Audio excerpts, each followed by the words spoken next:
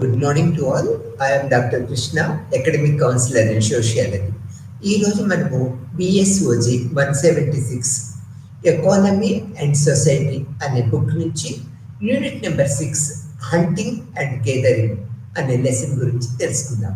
దీన్ని తెలుగులో hunting and gathering అంటే వేట మరియు సేకరణ అనేది లెసన్ అన్నమాట. ఇక్కడ గిరిజన ప్రాంతంలో మానవ సమాజ శాస్త్రాన్ని మనం తీసుకున్నట్లయితే ఈ గిరిజన ప్రాంతంలో ఉన్న వాళ్ళు అటవిక ప్రాంతంలో నివసించే సమాజాలు, సమూహాలు, వ్యక్తులందరూ కూడా నిరంతరము ఆహార పన్వేషణ, వేట మీద ఆధారపడి జీవన విధానాన్ని కలిగిస్తూ ఉంటారు.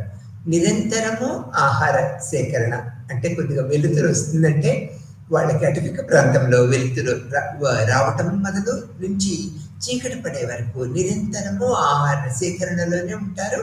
ఈ ఆహార సేకరణ అనేది ఎక్కువగా వేట మీద ఆధారపడి వీళ్ళు ఆహారాన్ని సంపాదించుకుంటూ ఉంటారు. ఇది మానవ సమాజ శాస్త్రంలో గిరిజన ప్రాంతంలో గిరిజన సమాజాలు, సమూహాలు అందరూ కూడా అటువంటి ప్రవృత్తిని కలిగి ఉంటారు. ఈ వేట ఆహార సేకరణ మీద ఆధారపడి వారి యొక్క జీవన స్రవంతి నిరాటంకంగా జరిగిపోతూ ఉంటుంది అనేది మనం ఇక్కడ తెలుసుకుంటూ ఉంటాం అనమాట. ఇక్కడ వేట సేకరణ అనేది వారి జీవన విధానంలో ప్రముఖ పాత్ర వహిస్తూ ఉంటుంది. ఈ జీవన విధానంలో వేట సేకరణని మనము విడివిడిగా ఈ యొక్క మానవ సమాజ శాస్త్రంలో చూడలేమనేది ప్రముఖంగా చెప్పుకోవచ్చు అనమాట. ఈ మానవ సమాజ శాస్త్రంలో ఉన్న సామాజిక వ్యవస్థ, సమాజము, సమూహము అందరూ కూడా ఈ వేట మీద ఆధారపడుతూ ఉంటారు. వారికి కావాల్సిన ఆహార ఉత్పత్తులు అన్నీ కూడా సేకరించుకుంటూ ఉంటారు. వీలైనంత వరకు సేకరించుకొని ఏ రోజు యొక్క ఆహారాన్ని ఆ రోజు వినియోగించుకుంటారు. కొంత ఆహారాన్ని నిరంతరము దాచుకుని ముందు రోజుల్లో ఉపయోగించుకుంటూ ఉంటారనేది ఈ లెసన్ ద్వారా మనం తెలుసుకుంటాం. ఇది ఒక జీవన విధానం అనేది ఈ ద్వారా వర్గీకరించబడిన ఒక జీవన విధానము. ఈ యూనిట్ ప్రధానముగా వేట మరియు సేకరించే సమాజాల జీవన విధానంపై దృష్టి పెడుతూ ఉంటుంది. ఇది వారి ముఖ్య లక్షణాలను ఎత్తి చూపటం ద్వారా సమాజాలను వేటాడటము మరియు సేకరించటం యొక్క ప్రాథమికాలను మనకి వివరిస్తూ ఉంటుంది అన్నమాట. వేటగాళ్ళు మరియు సేకరించేవారు నిమగ్నమయ్యే వివిధ కార్యకలాపాలను అన్వేషించటం ద్వారా వేట మరియు సేకరణ సమాజాలు, ఆర్థిక వ్యవస్థ గురించి కూడా ఈ యూనిట్ మనకి తెలియజేస్తూ ఉంటుంది.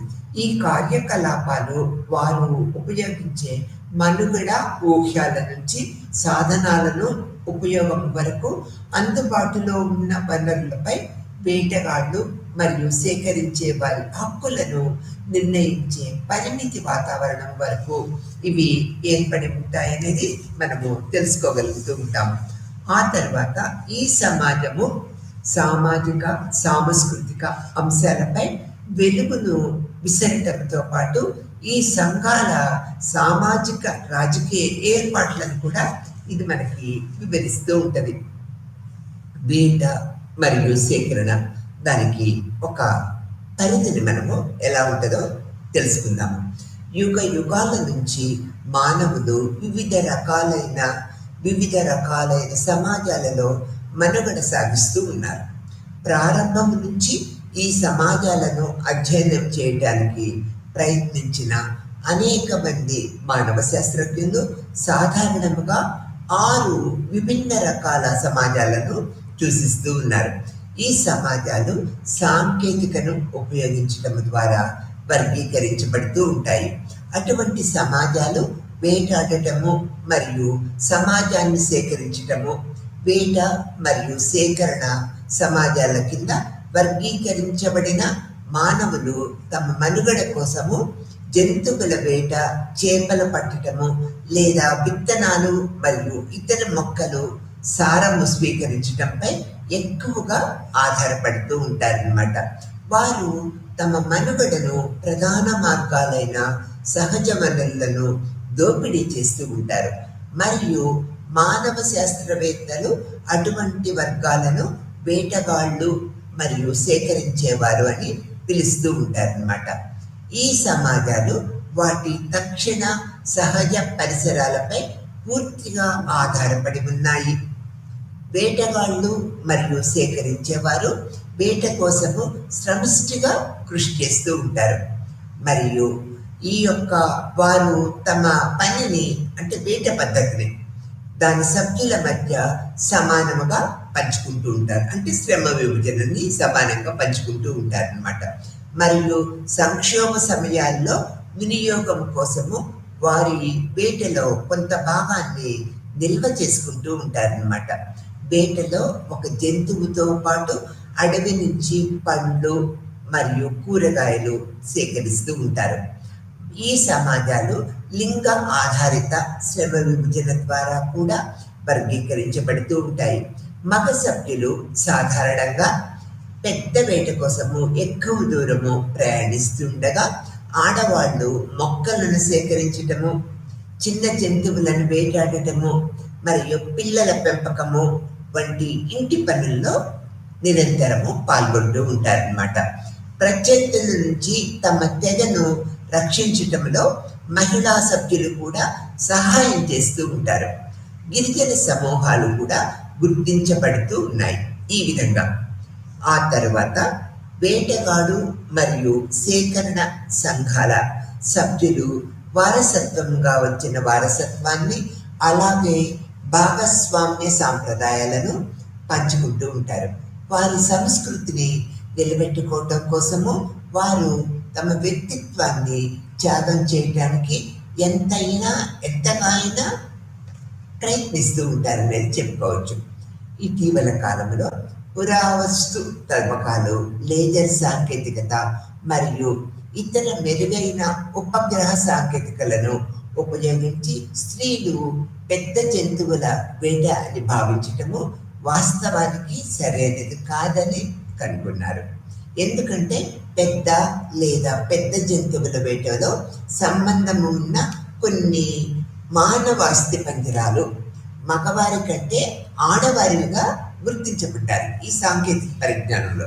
అందువల్ల ఆధునిక సాంకేతికలు మునుపటి శాస్త్రీయ నమ్మకాలు లేదా వివాదాలను నిరంతరము మెరుగుపరుస్తూ ఉంటాయనేది మనం తెలుసుకోవచ్చు.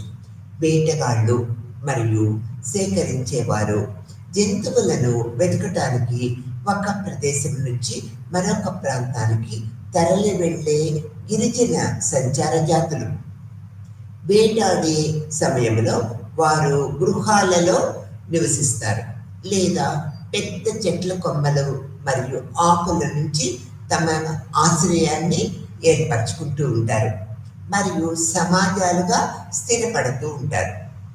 పర్యావరణము తమకు తగినంత ఆహారాన్ని అందిస్తుందని వారు ఊహించిన ప్రదేశాలలో వారు ఆ ప్రదేశాలలోనే స్థిరపడుతూ ఉంటారు. వారు రాయి, కలప, ఎముక వంటి వాటి తయారీ సాధనాల కోసము సహజ వాతావరణంపై ఆధారపడుతూ ఉంటారు.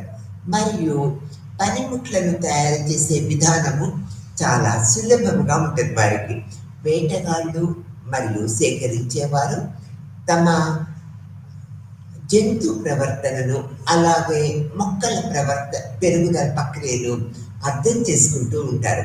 వారు తమ సహజ సారాలను వ్యవసాయదారులు మరియు పశు పోషకులు వంటి ఇతర రకాల సమాజాలతో వ్యాపారము చేస్తూ ఉంటారు మరియు తద్వారా వారితో మార్పిడి సంబంధాన్ని ఏర్పరచుకుంటూ ఉంటారు. ఈ మార్పిడి సంబంధాల వల్ల వారు తమకు కావలసిన వస్తువులు సేకరించుకుంటూ తమ దగ్గర ఉన్న ఎక్సెస్ వస్తువులు వాళ్ళ దగ్గర లేని వస్తువుల్ని వాళ్ళకి ఇస్తూ ఉంటారనేది కూడా మనం ఇక్కడ గ్రహించాలి. ఏట మరియు సేకరణ సంఘాల లక్షణాలు ఏ విధంగా ఉంటాయో మనం ఇప్పుడు తెలుసుకుందాం. పైన వివరించిన చర్చ నుంచి వేట మరియు సేకరణ సమాజాలు ఈ యొక్క లక్షణాలను కలిగి ఉంటాయనేది ఈ యొక్క పద్ధతిలో మనం తెలుసుకోగలుగుతూ ఉంటాము. ఎలా అన్నట్లయితే ఇక్కడ ఈ యొక్క లక్షణాలు ఎలా ఉంటాయంటే, కుటుంబము ఒక ప్రాథమిక యూనిట్గా ఉంటుంది. ఇది మొదటి లక్షణంగా చెప్పుకుంటూ ఉంటాం. ప్రాథమికంగా సమాజం యొక్క ప్రాథమిక భాగము ఒకే కుటుంబంలో తక్కువ సంఖ్యలో ఉండే వ్యక్తుల సేకరణలో ఇది ఉంటుంది. సమాజంలోని వివిధ సమూహాలు ఉమ్మడి బంధుత్వ సంబంధాలను పంచుకుంటూ ఉంటాయి. ఈ సంఘాలు సమీపంలోని ఇతర సామాజిక సంస్థలలో ప్రధానమైనవి. ఈ రకమైన సామాజిక నిర్మాణము వేటగాళ్ళు మరియు సేకరించే వారిలో మాత్రమే కనుగొనబడింది, మరియు ఇది వ్యవసాయ సమాజాలు వచ్చే వరకు మాత్రమే కొనసాగిందనేది కూడా మనము గ్రహించవలసిన విషయం. ఆ తర్వాత రెండో లక్షణం ఏంటంటే పెద్ద భూభాగాలు. ఈ యొక్క వేట మరియు సేకరణ సంఘాలు సాధారణంగా ఎక్కువ దూరాలను విస్తరించి ఉంటూ ఉంటాయి. వేటలు మరియు సమాజ శిబిరాలను సేకరించడంలో ప్రతి యూనిట్ మరొక దానికి దూరంగా ఉంటూ ఉంటుంది. ప్రతి సమాజంలోని మొత్తము జనాభా సమాజం యొక్క తదుపరి రూపంలో కనుగొనబడిన దానికంటే చాలా తక్కువ వేటగాళ్ళు మరియు సేకరించేవారు ఆహారము కోసము అడవి జంతువులు మరియు అడవి మొక్కలు రెండింటిపై సహజ వనరులపై నిరంతరము ఆధారపడుతూ ఉంటారు. మరియు ఈ వనరులకు ప్రాథమిక ప్రదేశము వారు ఆక్రమించిన భూభాగంగానే ఉంటూ ఉంటుంది అనేది కూడా ఈ లక్షణంలో మనం కనుక్కోవాలి. తర్వాత మూడో లక్షణానికి వచ్చినట్లయితే హెడ్ యూస్ చట్టపరమైన అధికారం. వేట మరియు సేకరణ సంఘాలలోని ఏ ఒక్క యూనిట్ సూచించిన అధికారిక చట్టాలు ఇందులో లేవు. అయితే సమిష్టిగా ఎన్నుకోబడిన హెడ్ మ్యాన్లు ప్రతి వేట మరియు సేకరణ సమూహాలలో సాధారణంగా ఇద్దరు వ్యక్తులు ఉంటారు. వారు ఆ స్థానాన్ని కలిగి ఉంటారు మరియు వారిని పరిపాలిస్తారు. ప్రధానులు సాధారణంగా ఇతర పురుషుల కంటే ఎక్కువ అధికారము కలిగి ఉంటూ ఉంటారు. అయితే హెడ్ మ్యాన్ తన బ్యాండ్ సభ్యులను అతని కోరికలను నెరవేర్చమని ఆదేశించలేరు. ప్రతి సమూహంలోని దాని స్వంత ప్రవర్తన సాంకేతికాలు ఉంటూ ఉంటాయి. ఇది కొన్నిసార్లు పెద్ద వేట మరియు సేకరణ సమాజాలలోని అన్ని సమూహాలకు ఇది వర్తిస్తూ ఉంటుంది అనేది మనం ఇక్కడ తెలుసుకోవాలి. ఆ తర్వాత ఆహార వనరులుగా సహజ వనరులు, ఇది ఒక ప్రత్యేకమైన లక్షణంగా మనం చెప్పుకుంటున్నాము. ఆహారము వారి జీవన విధానాన్ని నిర్ణయిస్తూ ఉంటుంది. కాబట్టి వేట మరియు సేకరణ సమాజాలలో నిమగ్నమై ఉన్నప్పుడు చర్చా కేంద్రంగా ఇది ఏర్పడుతుంది. వేటగాళ్ళు మరియు సేకరించే వారిలో ఆహార సేకరణకు ప్రధాన మూలము వారు సేకరించే లేదా వేటాడే సహజ వాతావరణము. ఇది ఈ సంఘాల ద్వారా సాగు చేయబడదు లేదా ఉత్పత్తి చేయబడదు. ఏది ఏమైనప్పటికీ భారతదేశంలో కాకుండా ఇతర దేశాలలో కొన్ని వేటగాళ్ళు మరియు సేకరించేవారు పంటల సాగులో నిమగ్నమై ఉంటూ ఉంటారు. అయితే వారి ప్రాథమిక జీవనాధారము వేట మరియు సేకరణ అని మనం చెప్పుకోవచ్చు అన్నమాట. మార్పిడి సంబంధాలు, వేట మరియు సేకరణ సంఘాలు కొన్ని ఆహార వనరులను భద్రపరుస్తూ ఉంటాయి, కానీ దానికి ఒక పరిమితి అనేది ఏర్పడి ఉంటుంది. అదే సమయంలో ప్రతి వేట మరియు సేకరణ బ్యాండ్ వారు ఆహారంగా వినియోగించే కొన్ని నిర్దిష్ట రకాలు సహజ వనరులకు ప్రాప్యత కలిగి ఉంటూ ఉంటారు. అందువల్ల ఇతర రకాల ఆహారాన్ని పొందేందుకు వారు తమకు ఎక్కువ ప్రాప్యత ఉన్న ఆహారాన్ని వివిధ వనరులకు ప్రాప్యత కలిగి ఉన్న ఇతర బ్యాండులతో మార్పిడి చేసుకుంటూ ఉంటారు. ఈ మార్పిడి వ్యవస్థ పరస్పరము మరియు బహుమతుల రూపంలో జరుగుతూ ఉంటుంది. ఈ రకమైన మార్పిడి సంబంధము చాలా ముఖ్యమైనది. ఎందుకంటే ఇది డబ్బు కోసము మార్పిడిని కలిగి ఉండదు. అయితే ఇది సరుకు మార్పిడిలో ఎక్కువ వస్తువు రూపంలో మనకి కనిపిస్తూ ఉంటుంది అనేది మనం ఇక్కడ చెప్పుకోవాలి. తర్వాత లక్షణము శ్రమ విభజన. వేటగాళ్ళు మరియు సేకరించే వారిలో ఒక లింగంలో కాకుండా 2 లింగాల మధ్య శ్రమ లింగ విభజన ఉంటూ ఉంటుంది. అయినప్పటికీ వారి మధ్య అసమాన శ్రమ విభజనకు వృద్ధాప్యము కూడా కొన్నిసార్లు కారణం. వివిధ యూనిట్ల నుంచి వయోజన మగవారు దాదాపు అదే పని చేస్తూ ఉంటారు. అదేవిధంగా వివిధ యూనిట్ల నుంచి వయోజన మహిళలు అదే పని చేస్తూ ఉంటారు. అయితే పనితీరు యొక్క స్వభావము మగ నుండి ఆడపెద్దలకు నిరంతరము మారుతూ ఉంటుంది.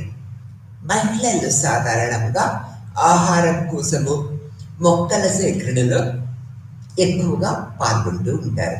వారు శ్రద్ధ వహిస్తారు మరియు మొక్కలని క్రమ పద్ధతిలో అనుగుణంగా పెంచుతూ ఉంటారన్నమాట. ఈ విధమైన పద్ధతుల్లో వారు ఈ వృద్ధ మహిళలు, పిల్లలు, మరొక వైపు పురుషులు అడవిలో పెద్ద జంతువులను వేటాడే పని చేపడుతూ ఉంటారు. వృద్ధులైన మగవారు కూడా ఉంటూ ఉంటారు.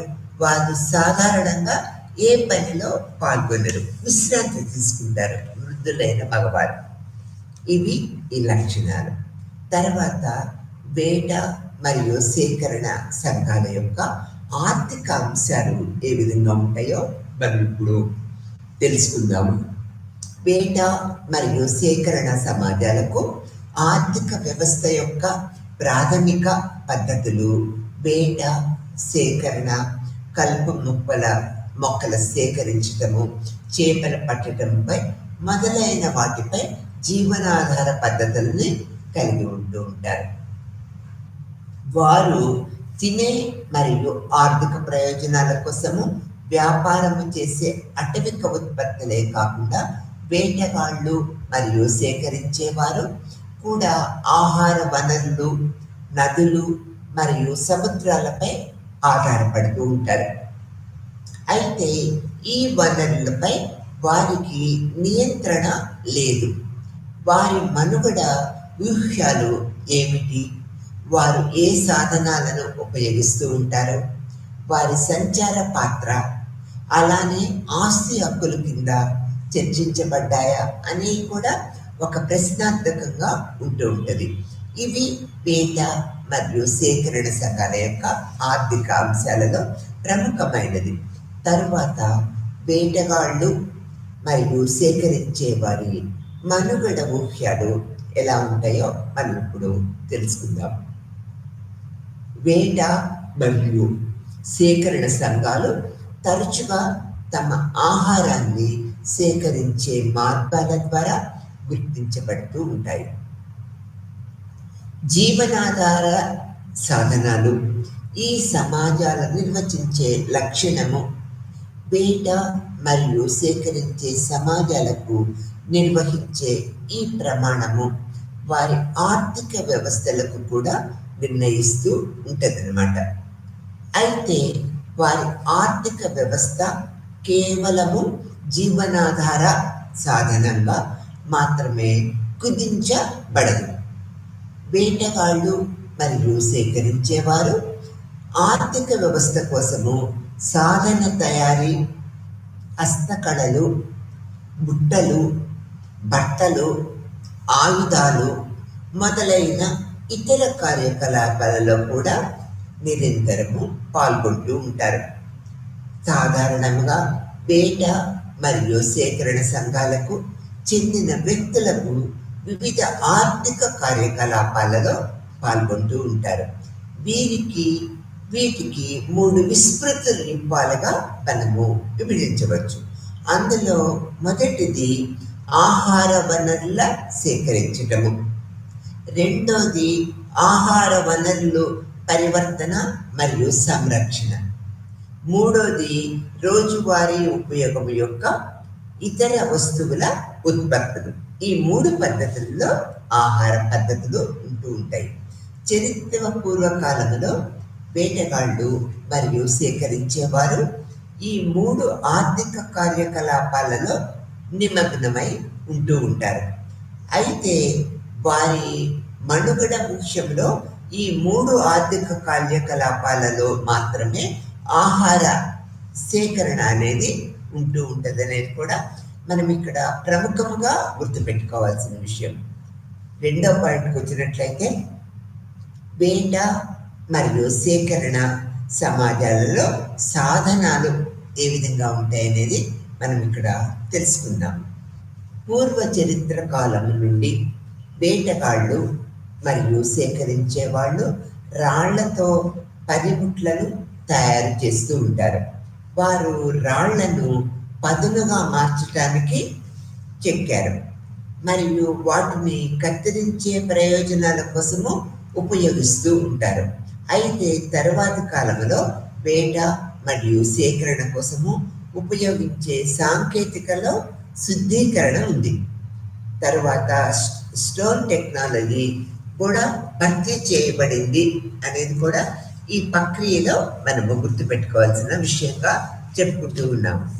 ఇక్కడ ఎముక సాంకేతికత ద్వారా వేటగాళ్ళు మరియు సేకరించే వాళ్ళు దంతపు సూదులు వంటి దేశీయ ఉపకరణాలతో పాటు విల్లు మరియు బాణాలు, చేపల హుక్స్ మరియు మొదలైన వాటిని కనుగొనటానికి ఎముకలను ఉపయోగిస్తూ ఉండేవారు.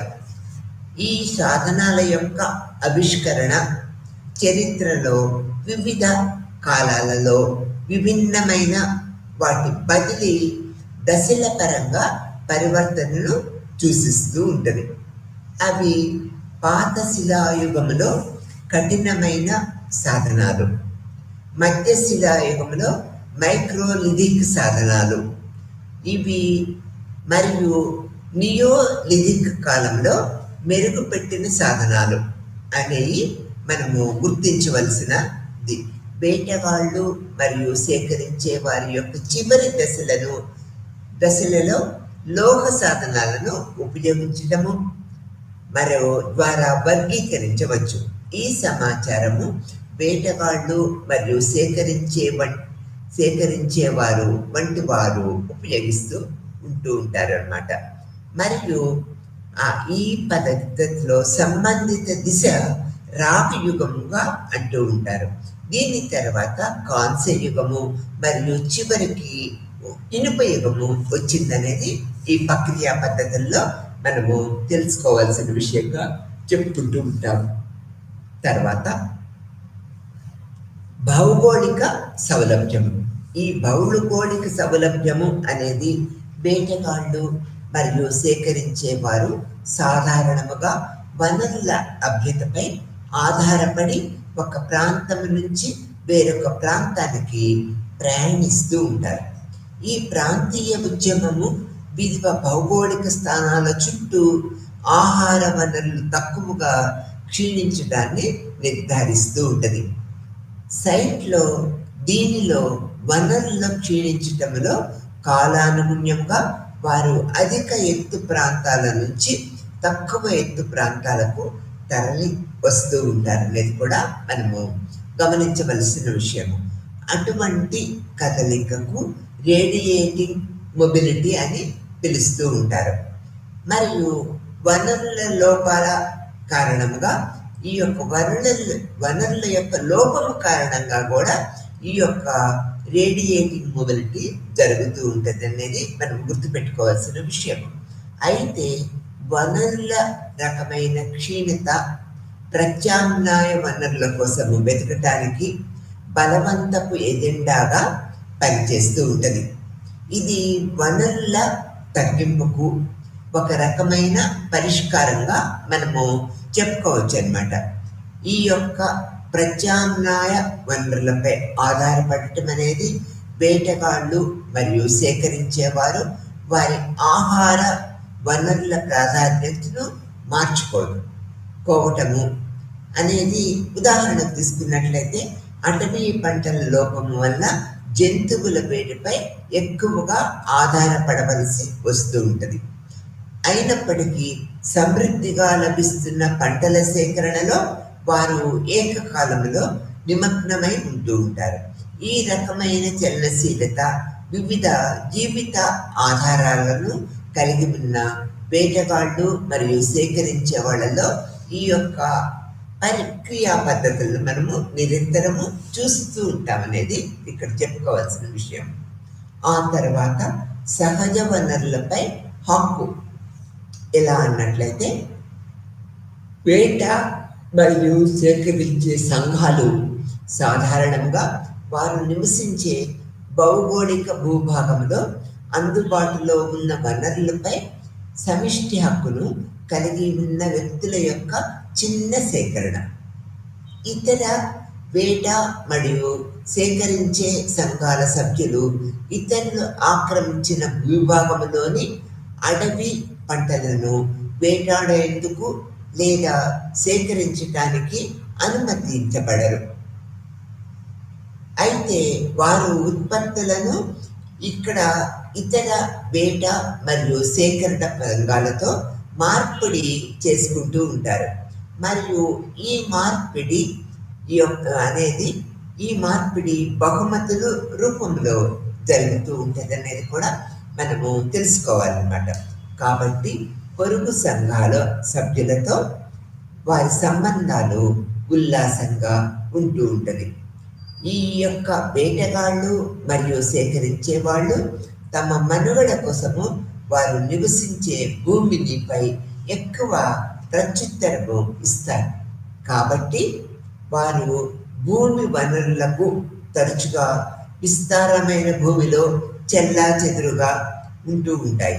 కాబట్టి విభిన్న వేట మరియు సాధారణ మరియు సేకరణ సంఘాలు ఒకే రకమైన వనరులను మాత్రమే కలిగి ఉంటూ ఉంటాయి, లేదా వివిధ రకాలైన వనరులను ప్రాప్యత కలిగి ఉండవచ్చు. అయితే ఎల్లప్పుడూ ఆధిపత్యము ఉంటూ ఉంటుంది.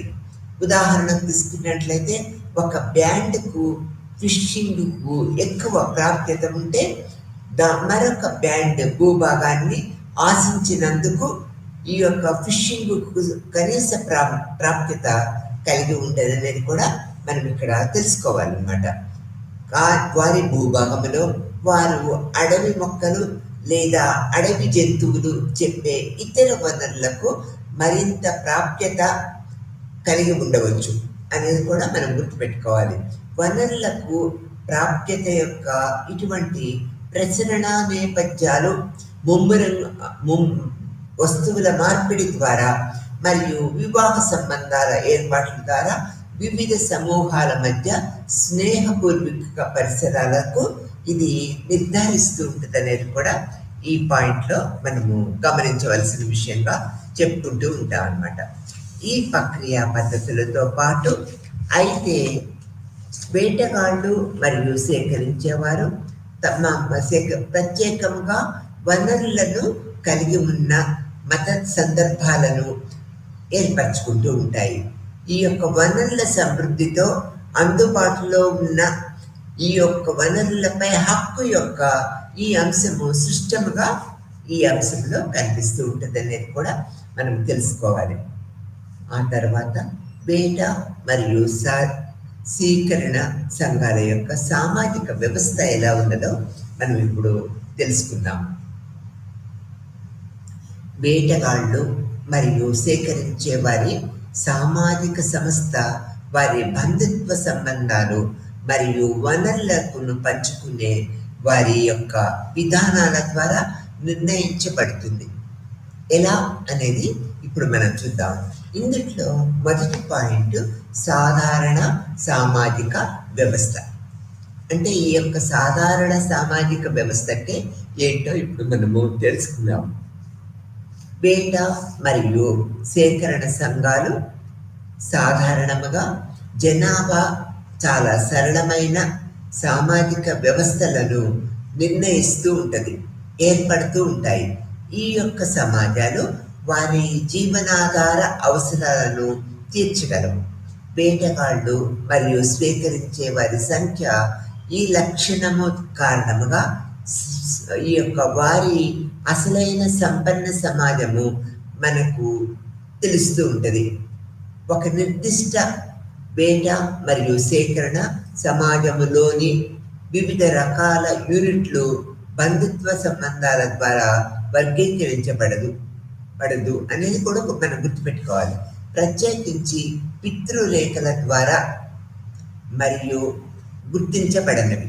అయితే బంధుత్వము కొన్నిసార్లు స్త్రీల వంశాల ద్వారా కూడా ఏర్పడుతూ ఉంటుంది. ఇక్కడ బంధుత్వ వంశాలు సంబంధాలు ఈ యొక్క సమాజాల యొక్క ప్రధాన లక్షణము మరియు సామాజిక సంస్థ యొక్క ముఖ్యమైన మూలం అనేది కూడా మనం తెలుసుకోవాలి. వేట మరియు సేకరణ ఈ యొక్క సేకరించే సమాజాలు వారి సామూహిక మనుగడ ఊహ్యాల కారణంగా బంధుత్వ సంబంధాలపై ఎక్కువ ఆధారపడుతూ ఉంటారన్నమాట. దీని సొసైటీల్లో ఒక నిర్దిష్టమైన సమూహంతో సంస్థతో సభ్యుడికి ఆర్థికంగా ప్రయోజనము ఎక్కువగా సేకరించడము ఉంటూ ఉంటుంది. చేకూర్చే నిర్దిష్ట పాత్రలు ఏమీ లేవు. బకాణ అయితే ఈ కార్యకలాపాలు సమిష్టి ప్రయోజనాల కోసం మాత్రమే. ఆర్థిక లాభాల కోసము వారి ప్రధాన పాత్ర వేట మరియు సేకరణ. ఒక ప్రత్యేకమైన పాత్ర కోసము మరొక ఆధారము ముందుగా పేర్కొన్న విధముగా లింగ విభజన జరుగుతూ ఉంటుందన్నమాట. దీని ప్రకారము మానవులు వేటకు మరియు ఏకకాలంలో వెళ్తారు. అయితే మహిళలు అటవీ వృక్షాలను సేకరిస్తూ ఉంటారు. మరియు ఇది గ్రామీణములో బ్రాండ్ సభ్యులు పట్టణము వంటి నైపుణ్యము కలిగిన పనిలో మహిళలు కూడా జీవనోపాధికి దోహదపడుతూ ఉంటారనేది కూడా ఈ యొక్క సాధారణ సామాజిక వ్యవస్థ యొక్క ముఖ్య ఉద్దేశంగా మనం ఇక్కడ గుర్తుపెట్టుకోవాలి. ఆ తర్వాత ఆహారాన్ని పంచుకునే నమూనా ఈ యొక్క మానవ సమాజ శాస్త్రంలో ఎలా ఉంటుంది అనేది మనం తెలుసుకుందాము. అదే సమయంలో వేటగాళ్ళు మరియు సేకరించే వారి ఆహారాన్ని మరియు ఇతర వనరులకు వారి బంధుత్వ సమూహంలోని సభ్యులతో పాటు వారి స్నేహపూర్వక సంబంధాలు కలిగి ఉన్న వారితో విస్తృతంగా పంచుకుంటూ ఉంటారు. ఈ యొక్క బంధుత్వాలు వేటగాళ్ళు మరియు సేకరించే వారి మధ్య బంధాలు ఏర్పాటుకు పునాదిగా ఇవి నిలుస్తూ ఉంటాయి. ఇవి వివాహ సంబంధాల ద్వారా గ్రహించబడుతుంది. సహజ వనరులు క్షీణించినప్పుడు మరియు వేటగాళ్ళు ఖాళీ అనేది చేతులతో తిరిగి వచ్చినప్పుడు ఈ సంబంధాలు కొన్నిసార్లు జీవనోపాధికి ఉపయోగపడుతూ ఉంటాయి. అటువంటి క్లిష్ట పరిస్థితుల్లో వినియోగానికి తగిన వనరులు పొందిన ఇతర సభ్యులు ఏమీ చేయలేని మరియు పంచుకునే అవకాశాలు ఉంటూ ఉంటాయి. బ్యాండ్ సభ్యులు మరియు వేటకు వెళ్ళలేని ఇతర క్లిష్టమైన సందర్భాలు కూడా ఉంటూ ఉంటాయి. అటువంటి సందర్భాలలో వారు ఇతర నమూనాల యొక్క సభ్యుల యొక్క కోసము వేటాడమంటూ ఉంటూ ఉంటుంది. మరియు వారి భూభాగం నుంచి వనరులు సేకరించబడుతూ ఉంటాయనేది కూడా మనం ఇక్కడ ప్రముఖంగా గుర్తుపెట్టుకోవాల్సిన విషయం. ఆ తర్వాత వేటగాళ్ళు మరియు సేకరించే వారి రాజకీయ సంస్థలు ఎలా ఉంటాయనేది మనం ఇప్పుడు తెలుసుకుందాం. వేటగాళ్ళు మరియు సేకరించే సమాజాల మధ్య రాజకీయ సంస్థ సాధారణ సామాజిక సంస్థలు నుంచి చాలా కాలము క్లిష్టమైన సామాజిక సంస్థల వరకు విభిన్నంగా ఉంటూ ఉన్నాయి. ఇక్కడ మేము రెండింటి యొక్క విభిన్న లక్షణాలను వివరిస్తాము. అది ఎలా అన్నట్లయితే అత్యంత సాధారణ రాజకీయ వ్యవస్థ మరియు సేకరించే సంఘాలలో ఈ యొక్క బ్యాండ్లు అధికారంగా గుర్తించబడతాయి. ఒక ప్రాథమిక వ్యక్తి ఉన్నారు. వాటి వాటి యొక్క సభ్యులలో హెడ్ మ్యాన్ కూడా ఒకరు ఏర్పడి ఉంటారు. ఈ హెడ్ మ్యాన్ మీద ఆధారపడి ఇతర సభ్యులు ఎక్కువగా ఈ హెడ్ మ్యాన్ యొక్క ఆలోచనలను పరిగణన తీసుకుంటూ ఉంటారు. ఆ సమాజంలోని సభ్యులు అనేది మనం ఇక్కడ చెప్పుకుంటూ ఉంటాం. అత్యంత సీనియర్ మరియు ఆకర్షణీయమైన లక్షణాలు కలిగి నా పద్ధతులు ఉంటూ ఉంటాయి వీరి దగ్గర. వేట మరియు సేకరించే సంఘాలలోని హెడ్ మ్యాన్ ఆదేశాలు జారీ చేయలేదు, కానీ అతని బ్యాండ్ సభ్యులకు సమీకరణ సమయాన్ని ఇరుపక్షాలుగా అభిప్రాయాలను సరిగ్గా వినిపిస్తేట్లుగా చేయాలి, వినిపిస్తూ ఉంటాయి. అయితే అన్ని వేట మరియు సేకరణ నమూనాలు, ఈ యొక్క అన్ని వేట సేకరణ సంఘాలు సాధారణ రాజకీయ సంస్థలు మరియు ఉన్నాయని చెప్పటము నిజం కాదనమాట. ఈ సోల్మన్ ఈ యొక్క ఫిషింగ్లో నిమగ్నమై ఉన్న కొన్ని వేట మరియు సేకరణ వ్యవసాయ వాణిజ్య తీరంలో ఇవి ఏర్పరచబడి ఉన్నాయన్నమాట. ఇక్కడ మనం తెలుసుకోవాల్సింది ఏమిటంటే ఇవి సులభంగా అందుబాటులో ఉండే సాధారణీకరణ పరిస్థితులను సంరక్షిస్తూ ఉంటాయి. మరియు ఈ సమాజాలలో ఏ రెండింటికి అనేక రకాల పద్ధతులతో వ్యవస్థ సులభముగా కాదనమాట. ఇక్కడ ఇంట్రా గ్రూప్ మరియు ఇంటర్ గ్రూప్ విధానాల సమయంలో నాయకుడు లేకపోవటము మరియు కొన్నిసార్లు ప్రాణాంతకము, ఒక వివాదము కొన్నిసార్లు ప్రాజెక్టులకు చరిత్రాత్మక ఈ యొక్క కొందరు పండితులు పేర్కొంటూ ఉంటారు.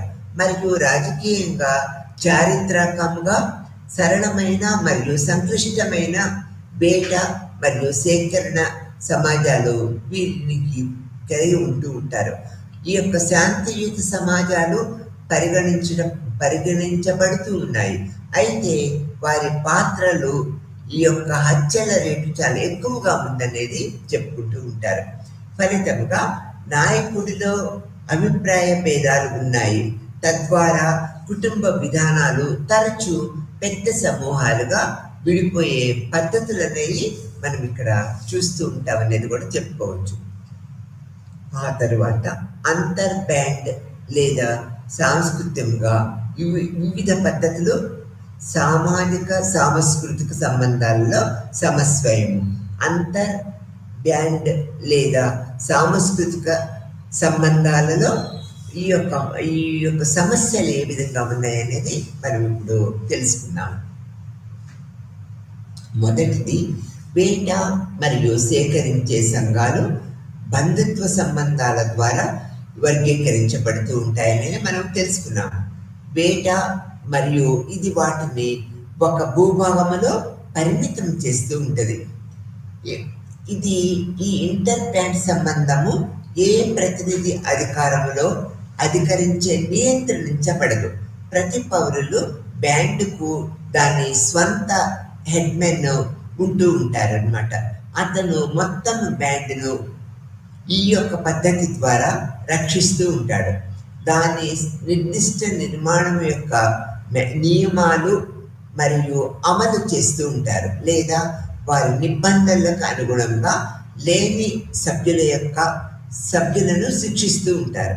అయితే ఈ యొక్క వనరులపై ఆధారపడి మరియు వివిధ వేట మరియు సేకరణ సిబ్బంది మరియు అనేక రకాల పద్ధతుల్లో అడవిలో సేకరించే వనరులు ఈ యొక్క స్వభావము సంబంధించింది కూడా పోటీ ఉంటుందన్నమాట. ఉదాహరణకు తీసుకున్నట్లయితే వివిధ వేట సమూహాల మార్పు మరియు వాటిలో పెద్ద జంతువులను ఎవరు వేటాడగలరు, లేదా అడవి నుంచి నాణ్యమైన పంటలను ఎవరు సేకరిస్తారు అనేది యొక్క పోటీ యొక్క స్థానము, ఆ పోటీ యొక్క ఫలితముగా వేటగాళ్ళు మరియు సేకరించే వారి మధ్య చాలా అంతర్ బ్యాండ్ సంఘర్షణ ఉందనేది కూడా ప్రముఖంగా మనము గుర్తుపెట్టుకోవాల్సిన విషయం.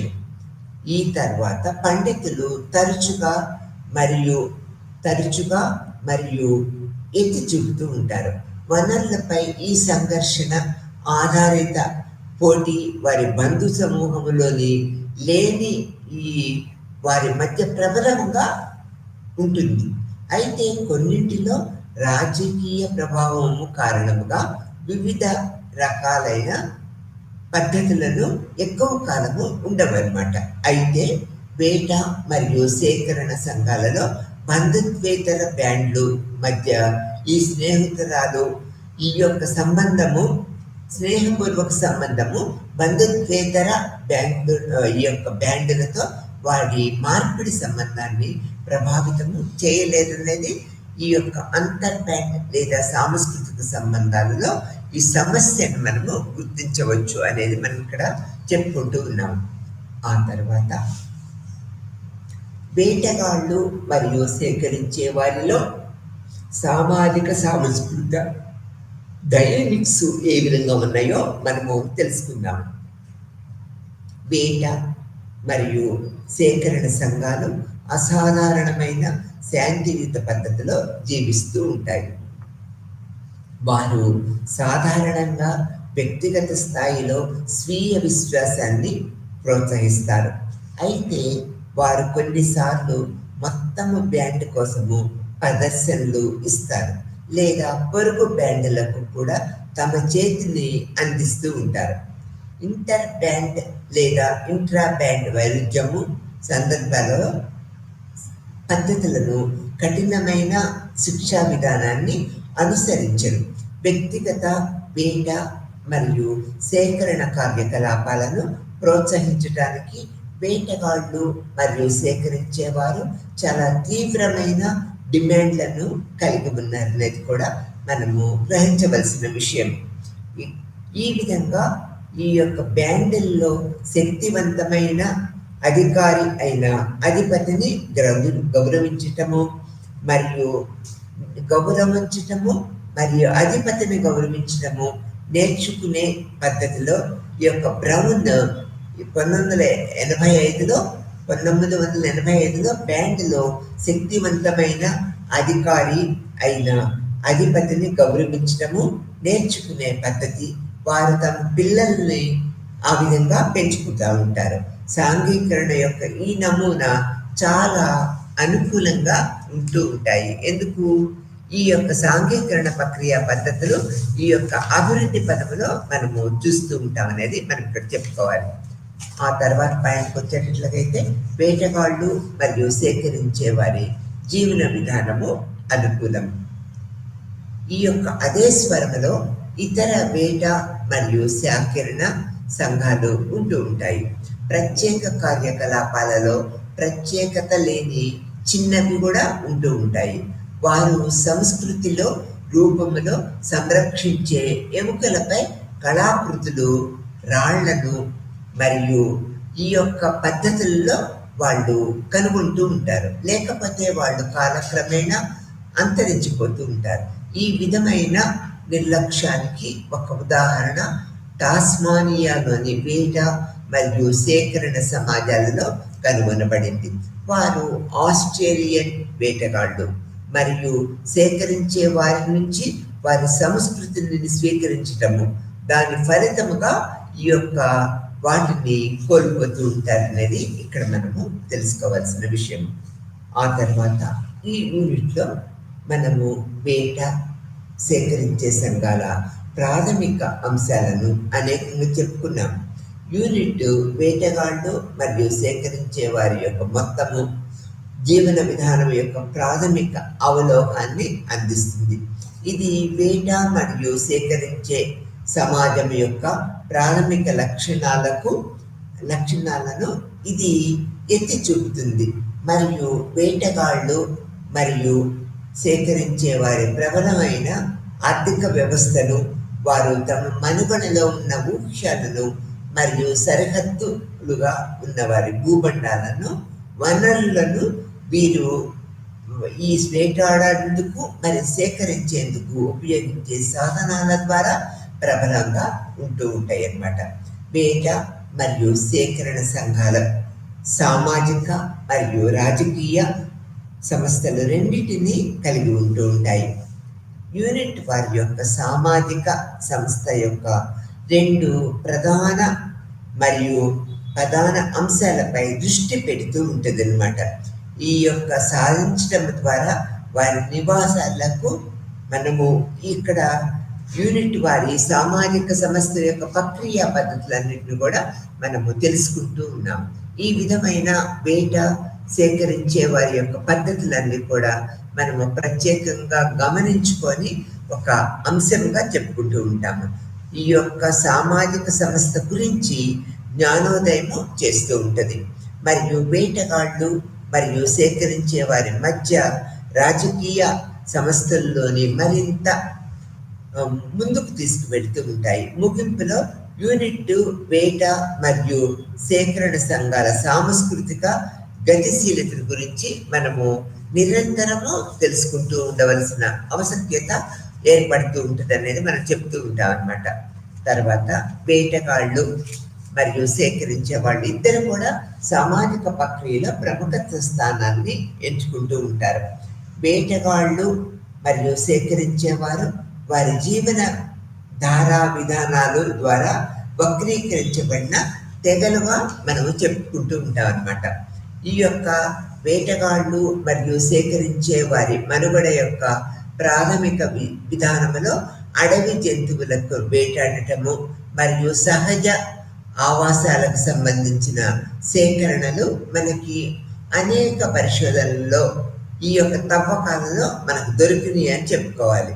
ఇక్కడ వేట మరియు సహజ ఆవాసాల నుంచి స్వీకరించే ఒక యునైటెడ్ ఇండియా ఇన్సూరెన్స్ కంపెనీ ద్వారా మనము ఈ ప్రక్రియ పద్ధతులని మనము ఇన్సూరెన్స్ ప్రక్రియ పద్ధతుల ద్వారా కూడా చేస్తూ ఉంటాము. ఈ యొక్క వేటగాళ్ళు సేకరించే మనుగడ యొక్క ప్రాథమిక విధానాలలో అడవి జంతువులు వేటాడటము మరియు సహజ ఆవాసాల నుంచి పంటను సేకరించడము నిరంతరముగా జరుగుతూ ఉంటాయి. ప్రాథమిక యూనిట్గా ఇందులో కుటుంబము, పెద్ద భూభాగాలు, లీగల్ అథారిటీ, హెడ్మెన్లు మరియు సహజ వనరులు, ఆహారానికి మూలము, మార్పిడి సంబంధాలు, శ్రమ విభజన ఈ యొక్క పద్ధతుల్లో ఇవన్నీ కూడా ప్రముఖ పాత్ర వహిస్తూ ఉంటాయి. వేట మరియు సేకరణ సంఘాలు ఆర్థిక సాధనాలు, పనిముట్ల తయారీ చేయటము, హస్తకళలు, బుట్టలు మరి బట్టలు, వేట మరియు సాధారణ ఈ యొక్క పంట సేకరణలతో పాటు ఆయుధాల సేకరణ పద్ధతులు, మరి మెట్రోలిథికల్ టూల్స్, రేడియేటింగ్ మొబిలిటీ, ఆకుల వనరుల క్షీణత కారణముగా కాలానుగుణ్యముగా అధిక మొత్తం నుంచి తక్కువ ఎత్తు ప్రాంతానికి ఈ యొక్క నివాస ప్రాంత సభ్యులు వెళ్ళటం అనేది జరుగుతూ ఉంటుంది అనేది మనం ఇక్కడ తెలుసుకోవాల్సిన విషయంగా ఉన్నది. ఈ విధమైన పద్ధతుల్లో ఈ యొక్క ఆహార సేకరణ, వేట అనేది ఈ యొక్క మానవ సమాజ శాస్త్ర ప్రక్రియ పద్ధతుల్లో ప్రముఖంగా మనము గ్రహిస్తూ ఉంటాము. ఈ ఆర్థిక వ్యవస్థలో అనేక రకాలు ఉన్నాయనేది మనం చెప్పుకున్నాము. ఆదిమ తెగలలో బ్రతుకు తెరువు కోసము చేసే పనుల్ని ఆధారంగా చేసుకొని మానవ సమాజ శాస్త్రవేత్తలు ఆర్థిక వ్యవస్థ రెండు రకాలుగా మనకి విభజించారు. అందుట్లో మొదటిది ఆహార సంగ్రాహక ఆర్థిక వ్యవస్థ. ఈ యొక్క ఆర్థిక సంగ్రాహక ఆర్థిక వ్యవస్థ అంటే ఏంటంటే పరిసరాలలో ప్రకృతి సహజముగా లభ్యమయ్యే చెట్టు, జంతువులు మొదలైన వాటిపై ఆహారాన్ని అందించటము, ఆధారపడి జీవనోపాధి చేసుకోవటము ఆహార సంగ్రహక ఆర్థిక వ్యవస్థ. ఇది రెండు రకాలుగా ఉంటుంది. మొదటిది వేట ఆహార సేకరణ ఆర్థిక వ్యవస్థ. రెండవది చేపల ఆధారంగా చేసే జీవన వృత్తి. ఈ రెండు పద్ధతుల వల్ల వీరు ఆహార అన్వేషణ చేస్తూ ఉంటారు. ఇక్కడ ఆ తర్వాత వేట ఆహార సేకరణ. వేట ఆహార సేకరణ అత్యంత ప్రాచీనమైన ఆర్థిక వ్యవస్థ. ఈ భూప్రపంచంపై మానవులు ఉద్భవించిన వాటి నుంచి అధిక రూపము, ఈ యొక్క అధిక భాగము ఈ రకమైన ఆర్థిక వ్యవస్థ ద్వారానే తన మనుగడను కొనసాగిస్తూ ఉంటుంది. ఈనాడు స్వచ్ఛమైన నీరు, ఆహార సంగ్రాహక పద్ధతులు, స్వచ్ఛమైన వేట ఆహార సంగ్రాహక వ్యవస్థలు కలిగిన సమాజాలు లేవన్నమాట.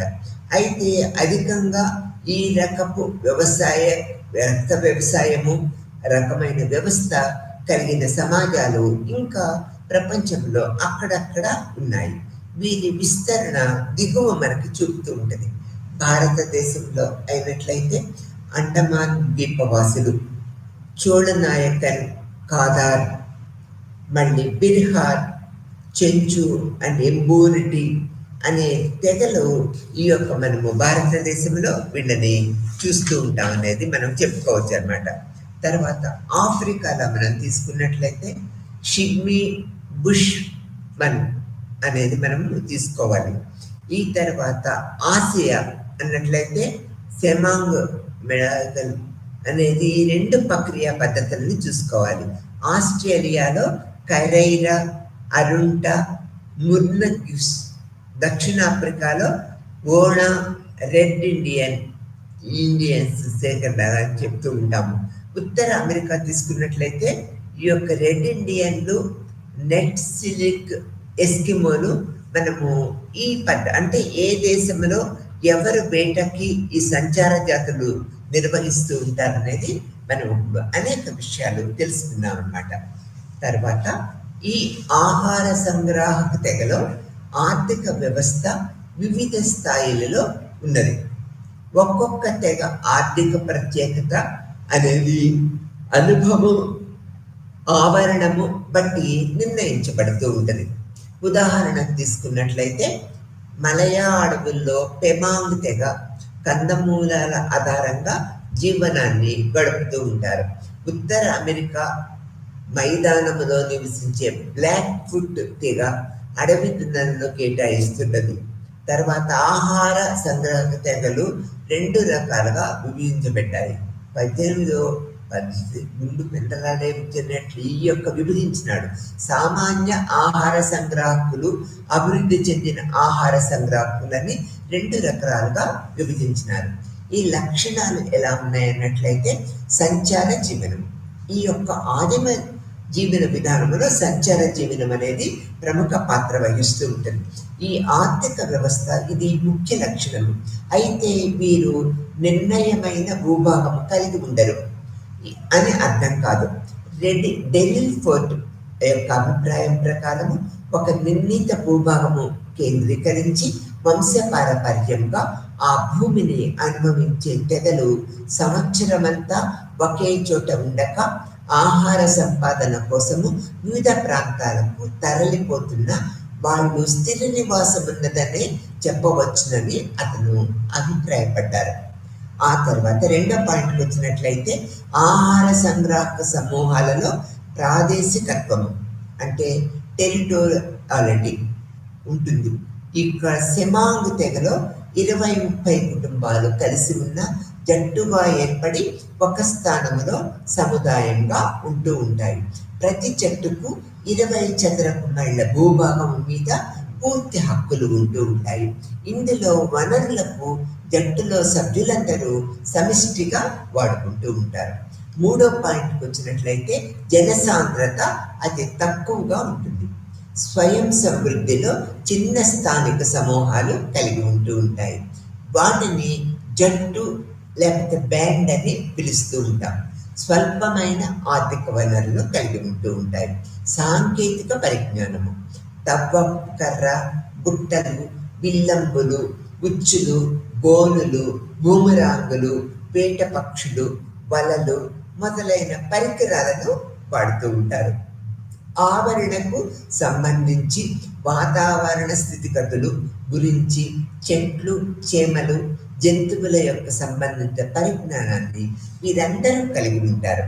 తర్వాత లింగ భేదాన్ని బట్టి, వయోభేదాన్ని బట్టి, నైపుణ్య భేదాన్ని బట్టి శ్రమ విభజన జరుగుతూ ఉంటుంది. సహకార సామూహిక శ్రమ విభజన ఉంటూ ఉంటాయి. ఈ యొక్క వస్తు సామాగ్రి స్వల్పముగా కలిగి ఉంటారు. సంచార జీవనము చేయటానికి వీలుగా వస్తు సామాగ్రిని ఉంచుకుంటూ ఉంటారు. ఎక్కువ వస్తు సామాగ్రి వీరి వద్ద ఉండదన్నమాట. వార్షిక చక్రం అనుసరించి ఆర్థిక కలాపాలు జరుగుతూ ఉంటాయి. తర్వాత సామాన్య పరస్పర ద్వారా పంచుకోవటము, ఆతిథ్యము, ఉచిత బహుమతులు ఇచ్చిపుచ్చుకోవటము, సహాయ ఈ యొక్క సహాయత రూపొందించడము ఉండదు. ఈ రకమైన ఆర్థిక వ్యవస్థలో వర్తిక స్థలాలు ఉంటూ ఉంటాయి. కానీ వర్తక సంబంధాలు యొక్క వస్తువుల ఉత్పత్తి పంపిణీ జరిగే లావాదేవీలు మాత్రము చాలా వరకు ఉండవు. ఒకవేళ ఉన్న చాలా ప్రాథమిక స్థితిలో ఇవి ఉంటూ ఉంటాయి. సాధారణముగా ఆహార పదార్థాలు, చేతి పనిముట్లు మాత్రమే వర్తకము చేయబడుతూ ఉంటాయి. భూమి, లేబర్, మిగతా వనరులు వ్యాపారాలు చేయబడవు. జీవన ఆధారిత ఆర్థిక వ్యవస్థ ప్రముఖ పాత్ర వహిస్తూ ఉంటుంది. ఈ యొక్క వస్తు వినిమయ ఉపకరణాలు వస్తు వినిమయము చేయటానికి సాధారణముగా పరస్పర వినిమయము మరియు పునః పంపిణీ ద్వారా జరుగుతూ ఉంటుంది. ఆర్థిక వ్యవస్థాప రకాలు ఏ విధంగా ఉన్నాయి అన్నట్లయితే ఇక్కడ మనము ఆహార సంగ్రాహక ఆర్థిక వ్యవస్థ, ఆహారోత్పత్తి ఆర్థిక వ్యవస్థ. ఆహార సంగ్రాహక ఆర్థిక వ్యవస్థను మనం తీసుకున్నట్లయితే పరిసరాలలో ప్రకృతి సహజముగా లభ్యమయ్యే చెట్లు, జంతువులు మొదలైన వాటిపై ఆధారపడి జీవనోపాధి చేయుటలో ఆహార సంగ్రాహక ఆర్థిక వ్యవస్థ కలిగి ఉంటుంది. ఇవి రెండు రకాలు: వేట, ఆహార సేకరణ ఆర్థిక వ్యవస్థ, చేపల ఆధారంగా చేసే ఆర్థిక వృత్తి. వేట, ఆహార సేకరణలో భారతదేశంలో అండమాన్ ద్వీపవాసులు, చోళనాయకన్, కేరళ, బీహార్, ఆంధ్రప్రదేశ్, ఎంబూటి ఈ ప్రాంతాలలో వేట, ఆహార సేకరణ వీరు నిరంతరము చేస్తూ ఉంటారు. తర్వాత ఆఫ్రికా తీసుకున్నట్లయితే కలహరి, కాంగో అడవులు, టరిజానియా ప్రాంతాల్లో చేస్తూ ఉంటారు. ఆసియా తీసుకున్నట్లయితే మలేషియా, జపాన్లో ఆహార సేకరణ పద్ధతులు చూస్తూ ఉంటాము. ఆస్ట్రేలియా తీసుకున్నట్లయితే కరైరా, అరుంటా, ముర్నగిన్ ప్రాంతాల్లో చూస్తూ ఉంటాము.